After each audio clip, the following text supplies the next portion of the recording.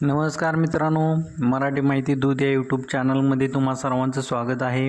मित्रांनो, लाडकी बहीण योजनेमध्ये शासनाने तपासणी ही मोठ्या प्रमाणात चालू केलेली आहे.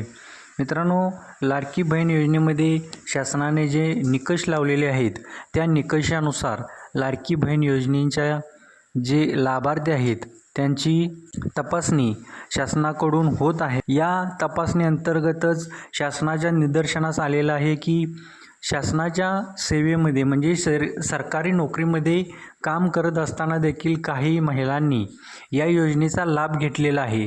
तर त्याची माहिती शासनाला मिळालेली आहे.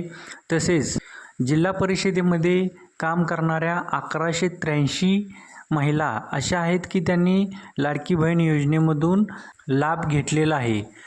अशा महिलांची यादी शासनाने प्रसिद्ध करून ज्या त्या जिल्हा परिषदमध्ये त्या महिलांच्या नावांची यादी कळवलेली आहे व या महिलांच्यावरती ती महाराष्ट्र नागरी सेवा अंतर्गत कारवाई होणार आहे व ही कारवाई त्या जिल्हा परिषदेचे मुख्य कार्यकारी अधिकारी यांना त्याचे अधिकार दिलेले आहेत व त्यांच्यावरती कारवाई करून केलेल्या कारवाईचा अहवाल महिला व बालविकास विभागाला देण्यात यावा असे पत्र सर्व जिल्हा परिषदेंना शासनाकडून काढलेलं आहे.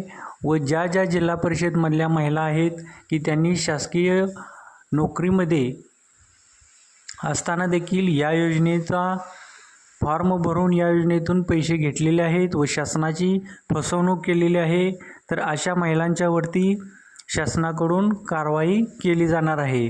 तर नेमकी काय कारवाई होईल हे पाहण्यासारखं आहे मित्रांनो.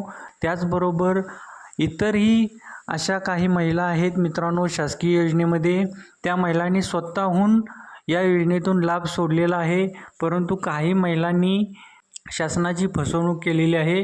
अशा महिलांवरती शासनाकडून कारवाईही होणार आहे.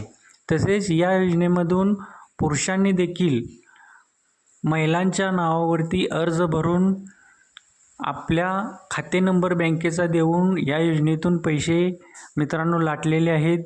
त्यांचे फॉर्म शासनाने अपात्र केलेले आहेत, परंतु शासकीय सेवेमध्ये कार्यरत असलेल्या महिलांनी शासनाची फसवणूक केल्यामुळे त्यांच्यावरती योग्य ती कारवाई शासनाकडून केली जाणार आहे व या कारवाईचे सर्व अधिकार त्या जिल्हा परिषदेचे मुख्य कार्यकारी अधिकारी यांना दिलेले आहेत. व ज्या महिलांनी या योजनेतून लाभ घेऊन शासनाची फसवणूक केलेली आहे अशा महिलांची यादी शासनाने त्या जिल्हा परिषदेला दिलेली आहे.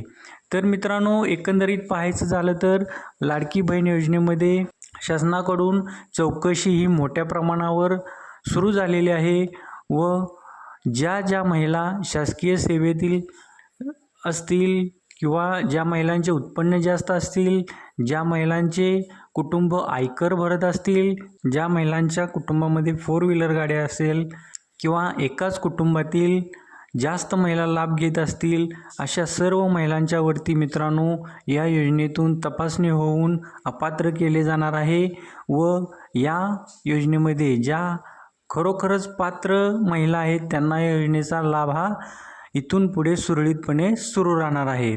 तर अशाच नवनवीन अपडेट पाहण्यासाठी आपल्या या चॅनलला सबस्क्राईब करा व हा व्हिडिओ जास्तीत जास्त लाडक्या बहिणींना शेअर करा. चला तर मग भेटूया पुढच्या व्हिडिओमध्ये अशाच एका नवीन अपडेटसह.